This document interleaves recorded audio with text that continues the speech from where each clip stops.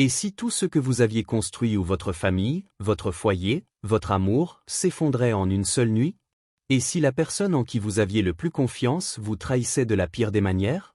C'est l'histoire d'Amin et Layla, un couple ordinaire confronté à des épreuves extraordinaires, un récit déchirant de lutte, de perte et de rédemption. Amin et Layla étaient mariés depuis 7 ans.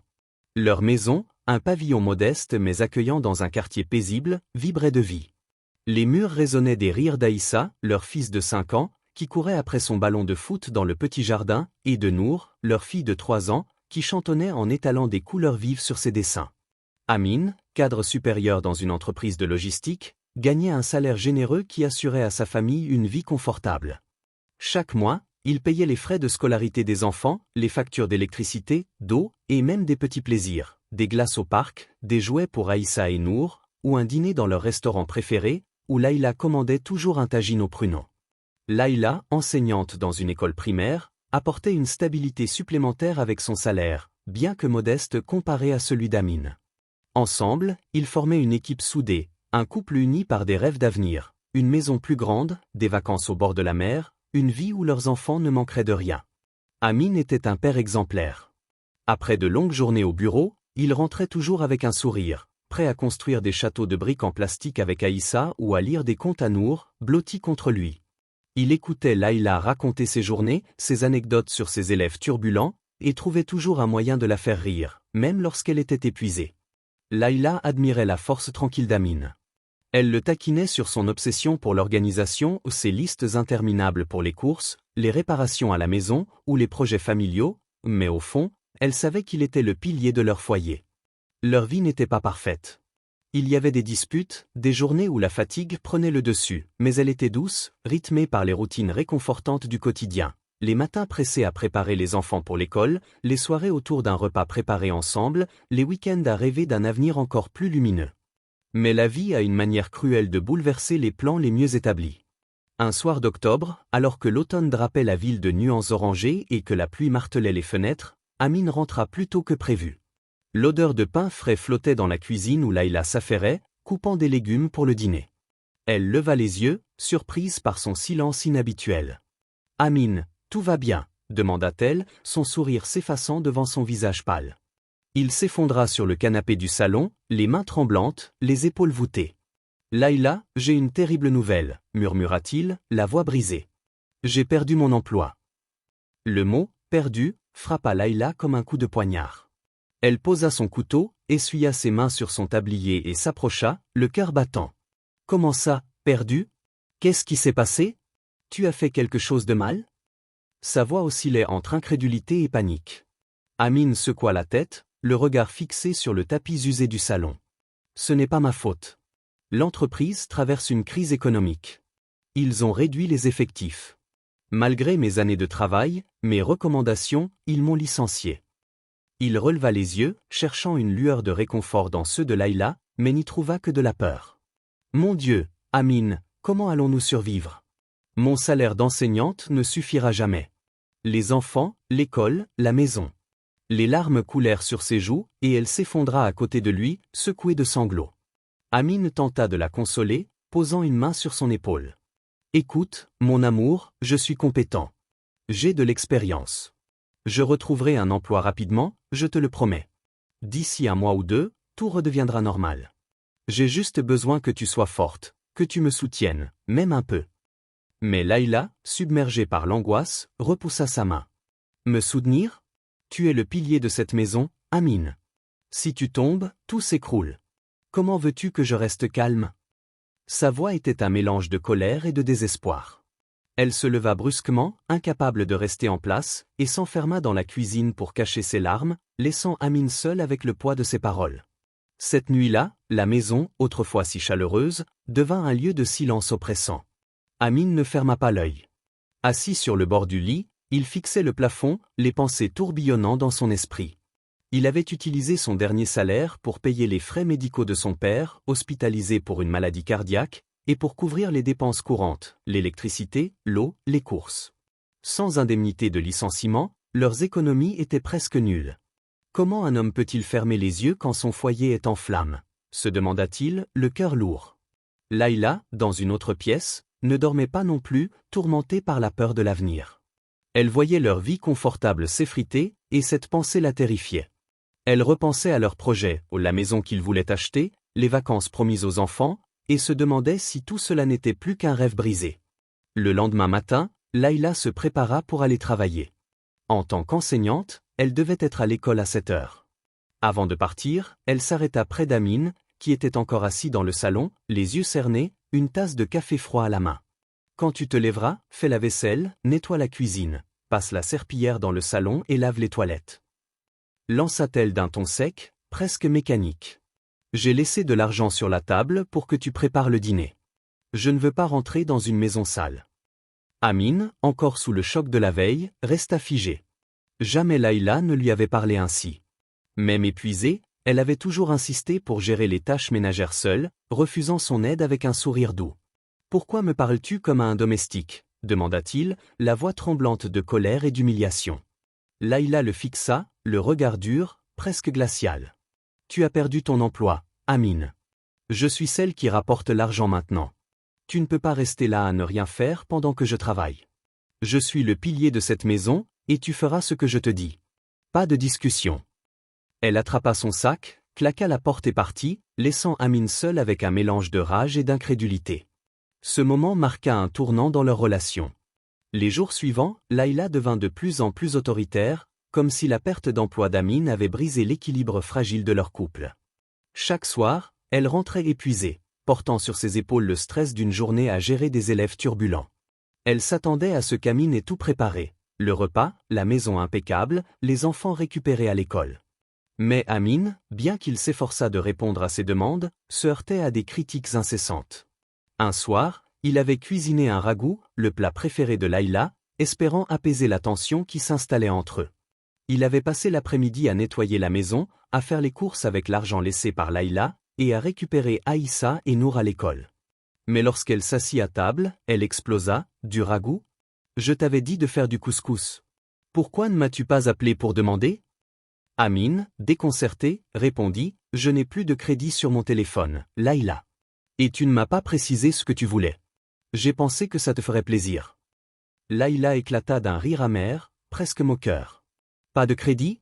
Tu es tellement fauché que tu ne peux même pas recharger ton téléphone ? Comment ai-je pu épouser un homme aussi pathétique ?» Elle repoussa l'assiette avec dédain. « À partir de maintenant, tu me consulteras avant de cuisiner quoi que ce soit. C'est clair ?» Amine, humilié, sentit une colère sourde monter en lui, mais il se contint. Il voulait prouver qu'il pouvait encore être utile, même sans emploi. Il passait ses journées à chercher du travail, envoyant des dizaines de CV, contactant d'anciens collègues, assistant à des entretiens qui se soldaient souvent par des refus polis. Entre-temps, il assumait les tâches ménagères, lavant, nettoyant, cuisinant et récupérant les enfants à l'école. Un jour, faute de carburant dans la voiture, l'argent laissé par Layla ne suffisait pas pour tout couvrir, il dut marcher 5 kilomètres sous un soleil brûlant pour aller chercher Aïssa et Nour.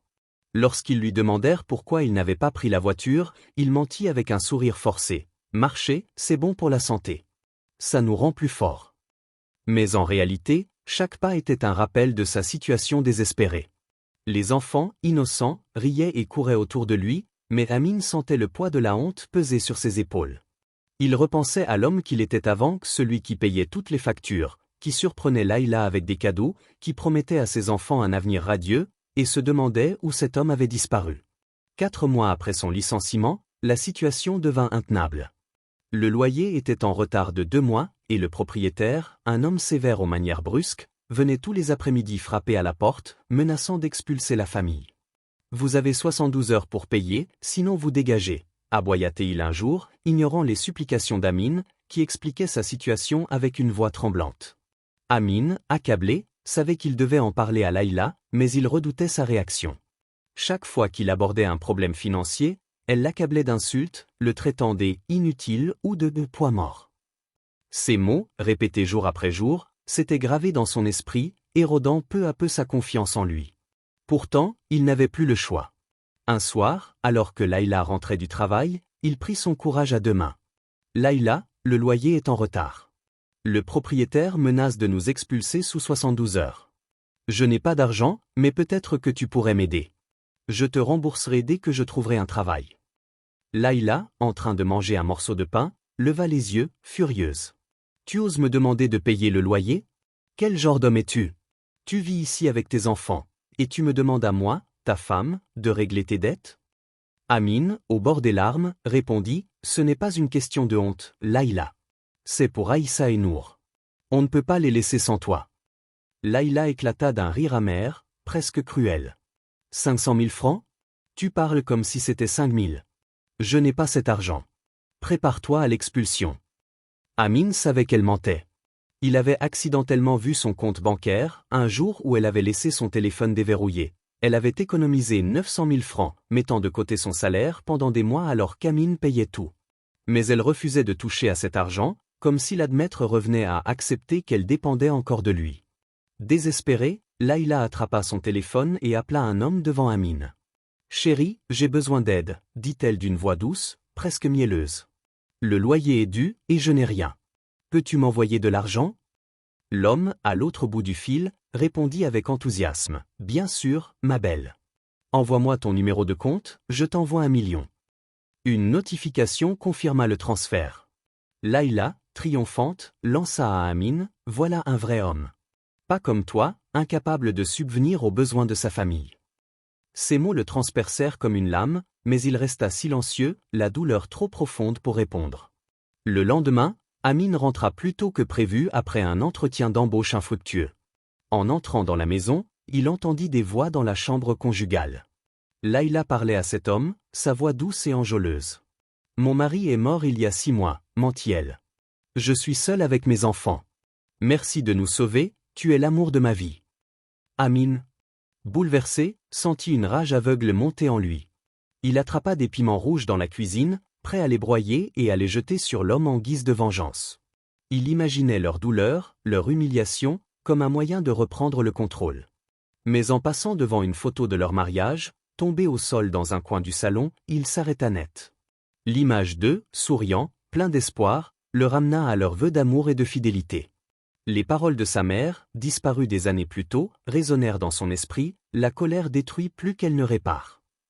Il posa les piments sur la table, prit une profonde inspiration et quitta la maison pour marcher et réfléchir. Ce soir-là, il confronta Laïla dans le salon. « J'ai tout entendu, dit-il, la voix tremblante mais ferme.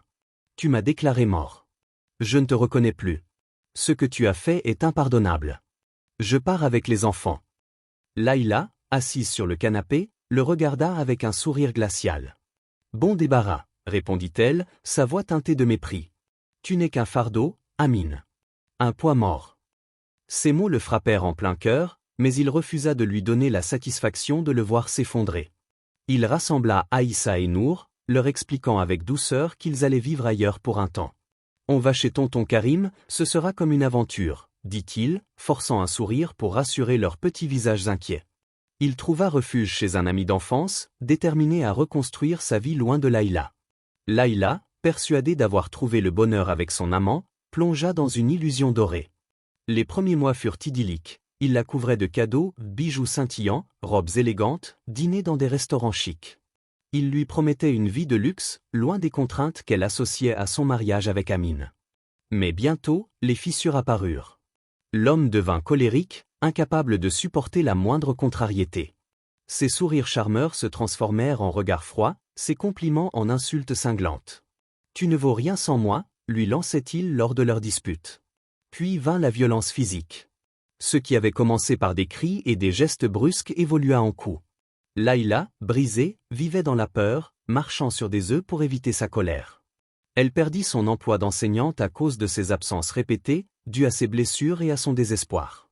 Seule, sans ressources, elle réalisa qu'elle avait trahi un homme qui l'aimait pour des promesses éphémères. La vie qu'elle pensait mériter s'était transformée en un cauchemar dont elle ne voyait pas d'issue.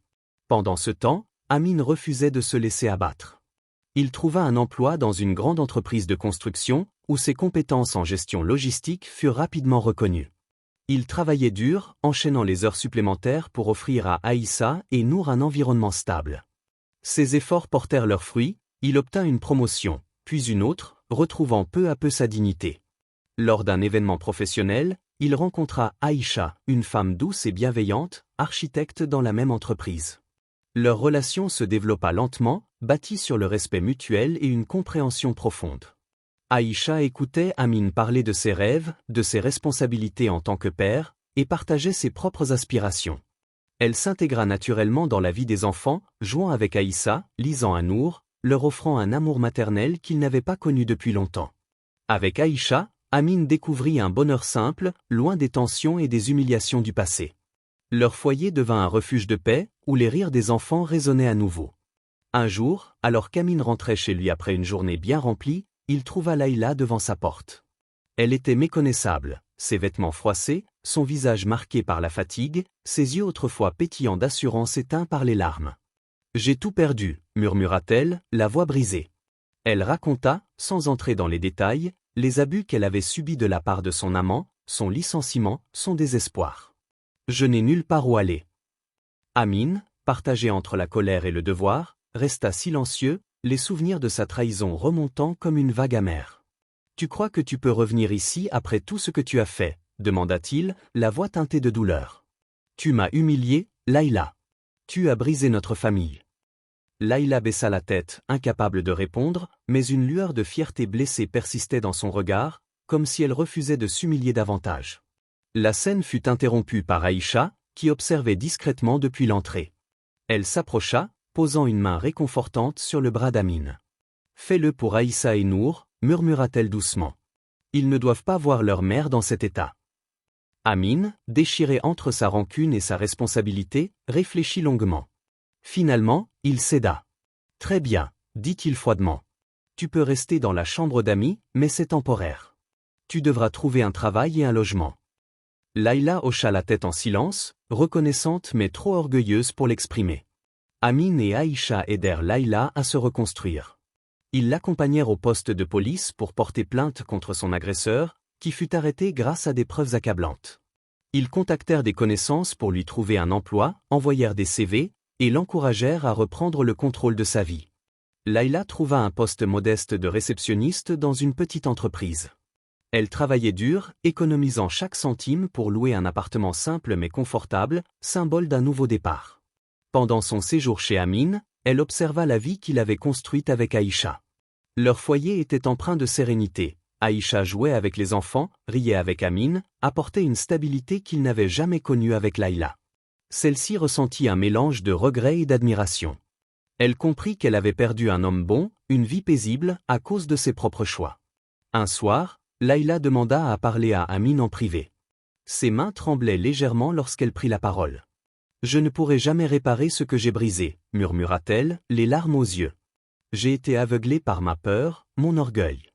Merci de m'avoir aidé malgré tout ce que je t'ai fait. » Amin, touché par sa sincérité, hocha la tête. « Je t'ai pardonné, Layla, » dit-il calmement. « Pas pour toi, mais pour moi, pour ma paix et pour celle des enfants. » Ils échangèrent un regard rempli de respect mutuel, laissant derrière eux la rancune et la douleur. Ils décidèrent de partager la garde d'Aïssa et Nour, mettant leurs différends de côté pour leur offrir stabilité et amour. Layla, dans son petit appartement, travaillait à se reconstruire, apprenant à vivre avec ses erreurs. Amin, avec Aïcha à ses côtés, trouva un bonheur authentique, éclairé par l'amour et la paix. Chacun, à sa manière, reçut une seconde chance, non comme couple, mais comme parents unis par l'amour de leurs enfants.